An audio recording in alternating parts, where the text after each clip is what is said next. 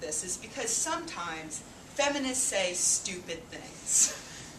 I mean, let's just admit it, it happens. And I'll give you an example.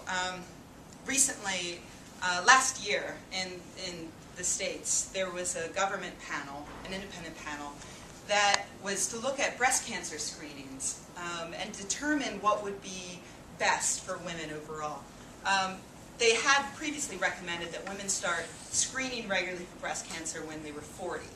But they looked at the evidence, and what they found was that they didn't actually catch cancer at an important stage for most women when they were 40. And that all it really resulted in were false positives, which is kind of upsetting when you tell a woman that she's got cancer and it turns out not to be true. And what they found was that women would most benefit from getting regular screening starting at the age of 50 unless they had significant risk factors. And this was all based on several studies that have been done over the past 10, 20 years. So Feminist Law Professors is a pretty prominent feminist blog, and they ran with the headline, "New Mammogram Recommendations Patronize Women." And they said the government task force reasoning was because the anxieties caused by mammography, false positives, and biopsies do not decrease mortality. If the federal government is so concerned about women's anxieties, how about more jobs, affordable child care, lower tax rates, clean air to breathe, and an end to discrimination?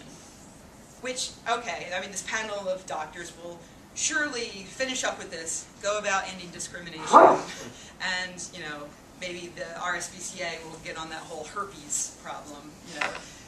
They're a panel of doctors. Their job is to help safeguard people's health.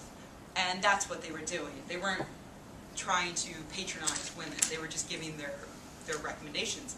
And the thing is, you know, the Feminist Law Professors mentions that the American Cancer Society starts screening at the age of 40, but those recommendations are more than 20 years old and not based on current data. The World Health Organization recommends starting at 50 and has for quite a while now. So these new recommendations weren't so over the top as they made them seem.